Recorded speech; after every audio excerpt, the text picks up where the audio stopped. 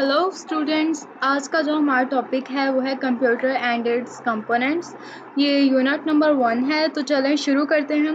सबसे पहले हम कंटेंट देख लेते हैं कि इसमें क्या क्या है। सबसे पहले हम इसका इंट्रोडक्शन करेंगे, उसके बाद हार्डवेयर और सॉफ्टवेयर को हम डिस्कस करेंगे, फिर हम सॉफ्टवेयर को आगे डिस्कस करेंगे, फिर कंप्यूटर की करेक्टरिस्टिक्स और फिर जनरेशन ऑफ कंप्यूटर्स और categories of computers, applications of computers, और फिर उसके बाद हम इनपुट आउटपुट और मतलब प्रोसेसिंग प्रोसेस पढ़ेंगे। और फिर इसके बाद हम पढ़ेंगे कंप्यूटर पोर्ट्स एंड केबल्स। तो होप सो आपको समझ में आ गया होगा कि इस वीडियो में हम क्या क्या कौन कौन से कंटेंट्स डिस्कस करेंगे। सबसे पहले हम चलते हैं इंट्रोडक्शन पे, फिर आगे आगे इंट्रोडक्शन पे जब हम आते हैं तो यहाँ पे है a computer is a machine that accepts data as input, processes that data using programs and output the preceded data as information। मतलब कि जो कंप्यूटर है वो एक मशीन होता है जो कि डाटा हमसे लेता है। फॉर एग्जांपल हमने प्लस करना है 2 को, 4 को, 9 को, 7 का, इन सबको हमने प्लस करना है। ठीक है, ये हमारे पास डाटा है। ठीक है, इसको कंप्यूटर क्या करेगा? प्रोसेस। इसको क्या करेगा? प्रोसेस करने के बाद हमें आउटपुट देगा जो कि हमारे पास इंफॉर्मेशन होगी। मतलब कि जो उस कैलकुलेशन का रिजल्ट निकला वो हमारे पास क्या निकलेगा? वो होगा इंफॉर्मेशन। और इंफॉर्मेशन छोटी होगी और डाटा बहुत ज़्यादा होगा, वो याद रखना मुश्किल होता है, जबकि इंफॉर्मेशन याद रखना आसान होता है। ठीक है, उसके बाद नेक्स्ट हमारे पास पॉइंट है, initially computers were developed to perform mathematical operations.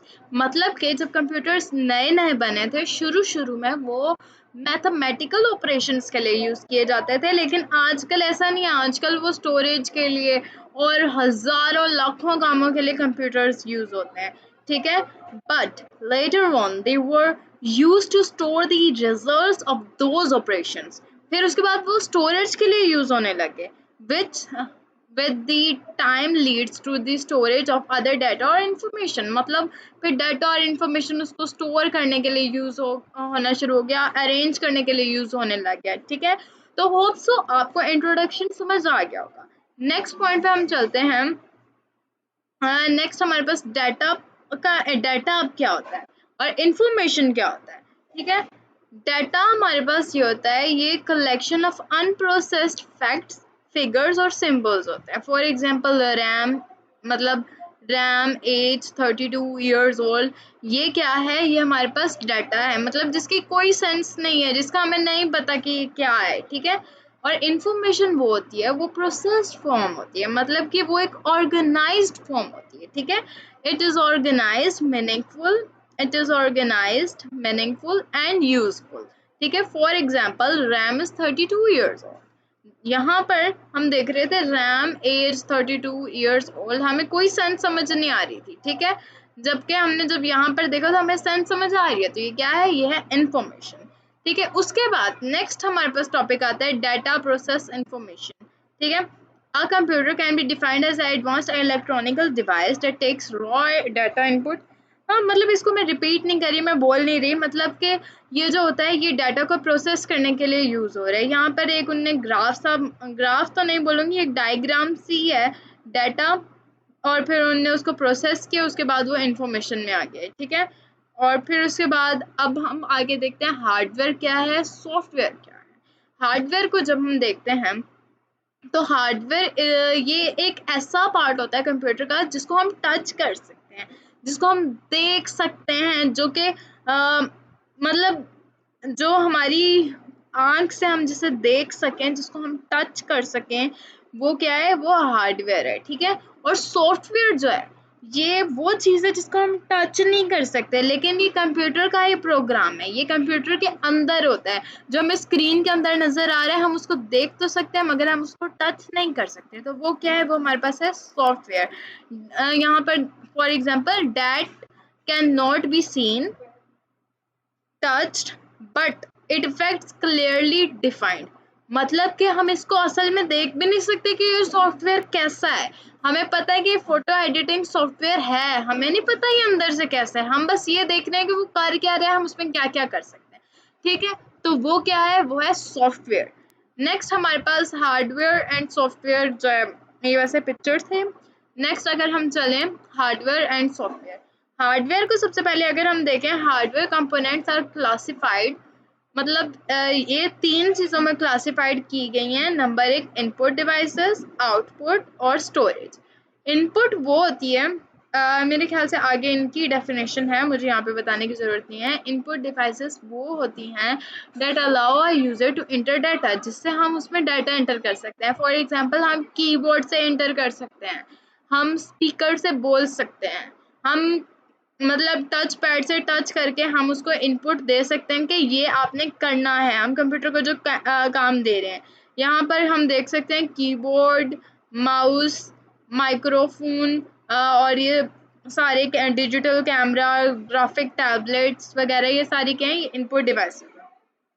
ठीक है, ये इसकी एक और डेफिनेशन है, अगर आपने नोट करनी है तो आप नोट कर सकते हैं। An input device is a piece of hardware used to provide data to a computer used for interaction and control. It allows input of raw data to the computer for processing. ठीक है, ये इसकी दूसरी definition है, आपको जो सी आसान लगती है आप याद कर सकते हैं। उसके बाद नेक्स्ट हमारे पास आता है the various functions of input devices. अब इनपुट डिवाइसेस जो होती हैं वो कौन कौन से फंक्शंस कर सकती हैं। नंबर वन पर हमारे पास है, ये एक डाटा को एक्सेप्ट करती हैं और इंस्ट्रक्शंस को एक्सेप्ट करती हैं यूजर साइड। ठीक है, नेक्स्ट हमारे पास है they convert these instructions and data from human readable form to mechanical readable form। ये जो है, ये कन्वर्ट करती है डाटा को, यूज़र मतलब जिस चीज़ को यूज़र रीड कर सकता है उसको कंप्यूटर तो नहीं रीड कर सकता ना, उसको कंप्यूटर के रीड करने के काबिल कौन बनाती है, input devices. They supply the converted instructions and data to the CPU for further processing. ये डाटा को और इंस्ट्रक्शंस को सीपीयू के पास भेजती है ताकि वो फर्दर प्रोसेसिंग कर सके। ठीक है, नेक्स्ट हमारे पास आ जाती हैं आउटपुट डिवाइसेस। अब आउटपुट डिवाइसेस क्या हैं, जिनसे हमें कंप्यूटर देता है। इनपुट वो थी जिनसे हम कंप्यूटर को कुछ दे रहे हैं, फॉर टाइप करके दे रहे हैं या टच करके दे रहे हैं, हम दे रहे हैं। आउटपुट वो है जिससे कंप्यूटर हमें दे रहा है। फॉर एग्जांपल हमारे पास यहाँ पे पिक्चर्स में आपको नज़र आ रहा होगा मॉनिटर, इससे हमें शो करता है कंप्यूटर के वो क्या कर रहा है। फिर प्रिंटर से हमें वो देते हैं कि क्या मतलब हमने जो टाइप किया वो हमें प्रिंट करके हमें हार्ड फॉर्म में दे रहा है। फिर उसके बाद स्पीकर्स में वो हमें मतलब जो हमने साउंड रिकॉर्ड किया था माइक्रोफोन के जरिए वो हमें सुना रहा है। प्रोजेक्टर और हेडफोन्स, ये सारे क्या हैं, ये है आउटपुट डिवाइसेस। अब डेफिनेशन में रिपीट नहीं कर रही, टाइम ज़ाया होगा, अगर आपको नोट करनी है आप कर सकते हैं। नेक्स्ट हमारे पास है functions of output devices. It supplies the सबसे पहले है it accepts the results from it accepts the results produced by the computer which is in the coded form or machine readable form। मतलब कि ये वो सारे डाटा, मतलब computer, ये जो हमारे पास स्पीकर है, इस तरह की जितनी भी चीज़ें हैं, ये उन सारे डाटा को एक्सेप्ट करता है जो कि कंप्यूटर से हमने मतलब कि कंप्यूटर में प्रोसेस हुए होते हैं। और हमें मतलब हमें शो कराता है ना। ठीक है, it converts these coded results into human readable form. इसको ह्यूमन रीडेबल फॉर्म में लेके आता है। ठीक है, मतलब कि जैसे हमें स्क्रीन पे शो करा रहा है तो हम देख सकते हैं, हमें समझ आ रही है। ठीक है, फिर उसके बाद it supplies the converted result to the user. ये यूज़र को जो उसने रिजल्ट्स कन्वर्ट किए होते हैं, जो कि हमने माइक्रोफोन से वॉइस रिकॉर्ड की थी, उसको ये कन्वर्ट करके हमें स्पीकर में सुना रहा है। तो ये क्या है, ये हमें कन्वर्टेड रिजल्ट्स शो करा रहा है। उसके बाद नेक्स्ट हमारे पास आ जाता है hardware and software send data to the computer where as an output receives data. अच्छा, वो कह रहे हैं इनपुट जो है वो डाटा को सेंड करने के लिए यूज़ होता है, जबकि आउटपुट जो है वो डाटा को रिसीव करने के लिए यूज़ होता है। ठीक है, फिर उसके बाद नेक्स्ट हमारे पास आती हैं स्टोरेज डिवाइसेस। अब स्टोरेज डिवाइसेस क्या होती हैं? Storage devices are the devices which are used to retrieve from and save to the data and information such as hardware, मतलब कि अब स्टोरेज डिवाइसेस क्या होती हैं, ये कंप्यूटर से डाटा और इंफॉर्मेशन को लेकर सेव करती हैं, जैसे हार्डवेयर ड्राइवर्स, मेमोरी डिस्क और फ्लैश वगैरह, ये सारे क्या हैं, यूएसबीज, और ये सब कुछ क्या है, ये स्टोरेज डिवाइसेस में आ जाता है, ठीक है। उसके बाद अब स्टोरेज डिवाइसेस कौन कौन सी होती है, सबसे पहले हमारे पास फ्लॉपी डिस्क है, were developed in 1980s. A floppy disk is made up of a circular, thin plastic jacket coated with magnetic material. Its outer cover, which is a hard plastic, protects this plastic disk. It can hold 1.44 MB data. Nowadays, these hard disks are outdated. मतलब कि जो floppy disk थी, ये मतलब 1.44 MB data करता था। आजकल तो MBs को कोई पूछता ही नहीं है, सारे लोग जीबीज वगैरह उससे भी ऊपर जाते हैं।